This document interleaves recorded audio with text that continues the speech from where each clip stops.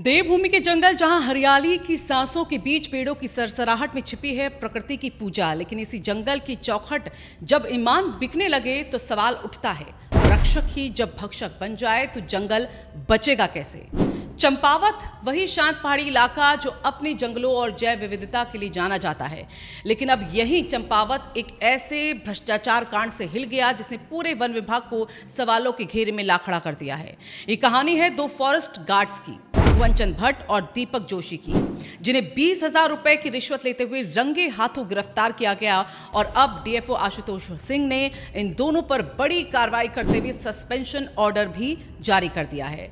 दरअसल ये पूरा खेल शुरू हुआ एक गौशाला निर्माण के नाम पर। एक व्यक्ति को अपने पशुओं के लिए जंगल से टूटी गिरी लकड़ी चाहिए थी, लेकिन वही अनुमति बन गई मौकाए भ्रष्टाचार। वनकर्मियों ने कहा लकड़ी पास करवानी है तो देना पड़ेगा कुछ खास। शुरुआत में मांगे गए 40,000 रुपए, लेकिन फिर सौदा तय हुआ 20,000 रुपए में। अब यहां एंट्री होती है विजिलेंस टीम हल्द्वानी सेक्टर की। शिकायत मिलते ही टीम ने बिछा दिया एक ट्रैप और फिर वही हुआ जो होना था।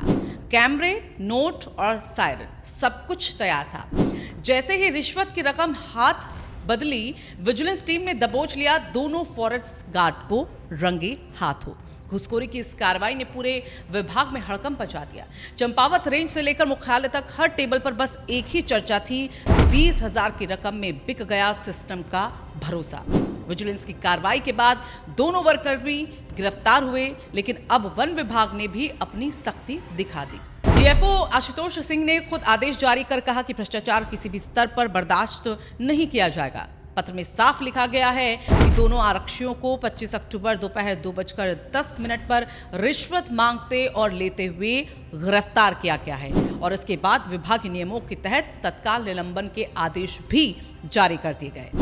लेकिन जरा सोचिए, वो वनकर्मी जिन्हें जंगल बचाने की शपथ दिलाई जाती है, वो जब जंगल को कमाई का जरिया समझने लगे तो फिर पेड़ों की छांव में छिपे भ्रष्टाचार की जड़ें कितनी गहरी होंगी।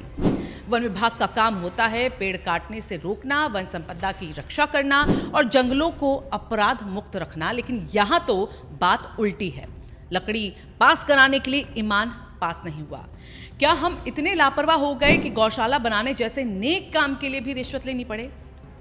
क्या सिस्टम अब इतने छोटे स्तर पर भी गिर चुका है कि 20,000 की रकम के लिए लोग अपनी ड्यूटी और आत्मा दोनों गिरवी रख दें?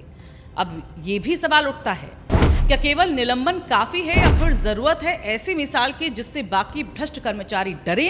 क्या वन विभाग के ऊपरी स्तरों पर भी ऐसी घुसखोरी की जड़ें मौजूद हैं? और सबसे बड़ा सवाल यहाँ पर कि जंगल की रखवाली करने वाले हाथों की जब लालच से रंग जाए तो फिर पेड़ों का भगवान कौन होगा? देवभूमि की मिट्टी से जब भ्रष्टाचार की बदबू आती है तो सिर्फ एक फॉरेस्ट गार्ड नहीं, पूरा सिस्टम शर्मसार होता है।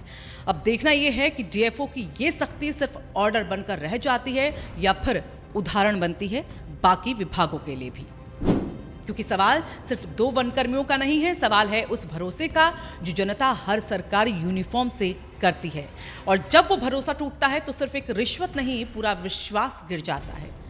अब फैसला आपके हाथ में है। क्या आप ऐसे मामलों को बस खबर बनाकर भूल जाएंगे या सवाल उठाएंगे उस सिस्टम से जो रिश्वत की जड़ों से सड़ चुकी है? नीचे कमेंट में बताएं, क्या रिश्वतखोरी पर निलंबन ही काफी है या होना चाहिए कठोर दंड ताकि देवभूमि पर फिर से पवित्र हमारी बन सके? और अगर आप भी चाहते हैं कि देवभूमि के जंगलों की रक्षा सिर्फ नाम से नहीं काम से हो तो इस वीडियो को लाइक करें, शेयर करें और चैनल को सब्सक्राइब करना बिल्कुल ना भूलें। भ्रष्टाचार के खिलाफ हर आवाज जरूरी है, आपकी भी और हमारी भी।